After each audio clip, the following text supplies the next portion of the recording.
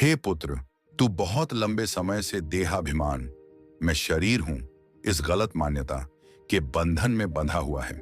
इस बंधन का कारण केवल अज्ञान है। ज्ञान की तलवार उठाकर इस भ्रम को काट दे कि मैं शरीर हूं, और फिर तू सुखी हो जाएगा। ये जान ले कि तू शरीर नहीं है, मन भी नहीं है। तू शुद्ध चेतना है, साक्षी है, परम आत्मा है। बंधन केवल मान्यता का है, वास्तविकता में कोई बंधन नहीं। रामकृष्ण परमहंस के जीवन में एक घटना आती है। उन्होंने जीवन भर मां काली की पूजा की। पूजा का भाव इतना गहरा हो गया कि ध्यान में आंख बंद करते ही मां काली का रूप उभर आता। आंख बंद करते ही वे रस में डूब जाते। लेकिन उनके भीतर एक गहरा प्रश्न उठने लगा, क्या यह परम सत्य है? क्या यह अंतिम मंजिल है? रामकृष्ण को लगता कि अभी दो हैं, वे स्वयं और मां काली। जब तक दो हैं, अद्वैत सत्य नहीं घटता। उन्होंने प्रार्थना की कि कोई अद्वैतवादी गुरु उन्हें मार्ग दिखाए। संयोग से एक महान संत तोतापुरी वहां से गुजरे। रामकृष्ण ने उनसे निवेदन किया, मुझे एक का दर्शन करा दो, मैं द्वैत से मुक्त होना चाहता हूं। तोतापुरी ने कहा, तुम दो मानते हो, इसलिए दो दिखाई देते हैं। मान्यता छोड़ दो, बस एक बच जाएगा। पर तुम कहते हो मान्यता छोड़ना कठिन है। रामकृष्ण ने कहा, कठिन इसलिए है कि जन्म भर पूजा की है। जैसे ही आंख बंद करता हूं, मां काली का रूप सामने खड़ा हो जाता है। मैं उन्हें कैसे तोड़ूं? वे मेरी आराध्य हैं। तोतापुरी ने बुद्धि का मार्ग बताया। जब काली का रूप उभरे, समझ लेना यह तुम्हारी कल्पना है। यह वही स्थान है जहां से तलवार उठाई थी, वहीं से यह काली भी उठाई है। जैसे कल्पना से लाई है, वैसे ही ज्ञान की तलवार से काट दो। लेकिन रामकृष्ण संकोच में थे। भगवान के रूप को काटना आसान नहीं। संसार छोड़ना सरल है, लेकिन मन की गहरी कल्पना को छोड़ना कठिन। संसार तो दुख का स्वप्न है, भक्ति के स्वप्न सुखद होते हैं, इसलिए छोड़ना अत्यंत मुश्किल। कई दिन बीत गए, पर रामकृष्ण साहस नहीं जुटा पाए। तब तोतापुरी बोले, अब अंतिम उपाय करता हूं। जब तुम ध्यान में डूबने लगो, मैं तुम्हारे मस्तक को हल्का सा काट दूंगा। उस क्षण तुम भीतर तलवार उठाकर काली के रूप को दो टुकड़ों में काट देना, फिर अद्वैत प्रकट हो जाएगा। अगले दिन रामकृष्ण ध्यान में बैठे।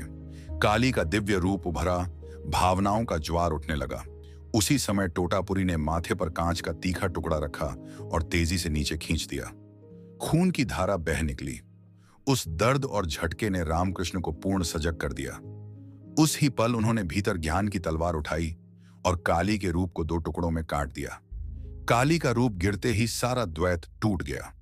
जैसे लहर समुद्र में विलीन होती है, वैसे रामकृष्ण परम अद्वैत में डूब गए। 6 दिनों तक वे समाधि में रहे। न भूख, न प्यास, न कोई बाहरी चेतना।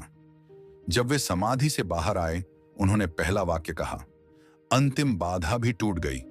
The last barrier has fallen. यही पहला सूत्र है। हे पुत्र, तू बहुत समय से इस देहाभिमान के जाल में उलझा है। तूने बार बार दोहराया, मैं शरीर हूं, इसलिए तू शरीर बन गया। यह सिर्फ मान्यता थी, सत्य नहीं। यदि तूने किसी रूप को इतने गहरे मान लिया हो कि वह वास्तविक लगने लगे, तो याद रख, कल्पना गहराई से दोहराई जाए तो वास्तविक प्रतीत होती है। रामकृष्ण ने दूसरे धर्मों की साधना भी की।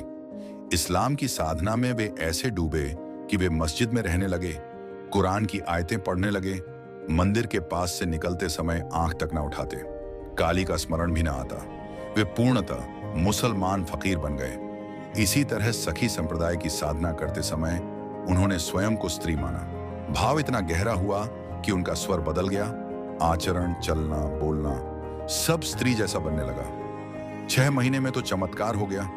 उनमें मासिक धर्म जैसा शारीरिक परिवर्तन भी दिखाई देने लगा। यह कोई कल्पना नहीं, भाव इतना गहरा हो गया कि शरीर तक प्रभावित हो गया।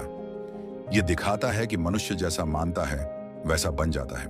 अद्वैत का संदेश यही है, हम शरीर नहीं हैं, हमने माना है इसलिए लगते हैं। मान्यता बदलते ही हम बदल जाते हैं। हे पुत्र, ज्ञान की तलवार उठाकर यह धारणा काट दे कि मैं शरीर हूं। सारे दुख शरीर से जुड़े हैं। बीमारी, बुढ़ापा, मृत्यु, ये सब देह के हैं, तेरे नहीं। जब देह बूढ़ी होती है, तू सोचता है मैं बूढ़ा हो गया। जब देह बीमार होती है, तू सोचता है मैं बीमार हो गया। जब देह मृत्यु के निकट जाती है, तू घबरा जाता है मैं मर रहा हूं। यह सब केवल मान्यता है। सत्य यह है, तू शुद्ध चेतना है, शरीर से भिन्न, शरीर से परे। मुड़ा नसूदिन एक रात अपनी पत्नी के साथ सोने जा रहा था। अभी उनके कोई बच्चे नहीं थे और उसकी पत्नी को बड़ी इच्छा थी कि एक बच्चा हो जाए। बिस्तर पर लेटते समय पत्नी ने पूछा, सुनो, अगर हमारे घर बेटा हो जाए तो उसे कहां सुलाएंगे, क्योंकि एक ही बिस्तर है। मुड़ा थोड़ा किनारे सरक गया और बोला, हम उसे बीच में सुला लेंगे। पत्नी ने फिर कहा, और यदि दूसरा बच्चा भी हो जाए। मुड़ा और किनारे सरक गया और बोला, उसे भी बीच में सुला लेंगे। पत्नी ने पूछा, और अगर तीसरा बच्चा भी हो जाए। मुड़ा और आगे सरकने लगा और अभी कहने ही वाला था कि उसे यहां सुला लेंगे, तभी धड़ाम वह नीचे गिर पड़ा। उसके पैर की हड्डी टूट गई। पास पड़ोस के लोग शोर सुनकर आ गए। सबने पूछा, क्या हुआ? मुड़ा रोते रोते बोला, जो बच्चा अभी हुआ ही नहीं है उसी ने मेरी टांग तोड़ दी। अगर जो बच्चा अभी पैदा भी नहीं हुआ वह इतना नुकसान कर सकता है तो असली बच्चे का क्या हाल होगा। मैं माफी मांगता हूं, मुझे कोई बच्चा नहीं चाहिए। इससे एक गहरी बात समझनी चाहिए। कभी कभी हम सिर्फ मान लेने से जीने लगते हैं। कल्पना इतनी मजबूत हो जाती है कि वास्तविक परिणाम दिखने लगते हैं। बच्चा था ही नहीं, पर उसकी कल्पना से टांग सच में टूट गई। झूठी मान्यता भी अगर गहराई से मान ली जाए तो उसका प्रभाव सच जैसा हो जाता है। मनोविज्ञान कहता है, इस दुनिया में जितनी भी विचित्र घटनाएं दिखाई देती हैं, उनमें से अधिकतर मान्यता की उपज है, न कि वास्तविकता की।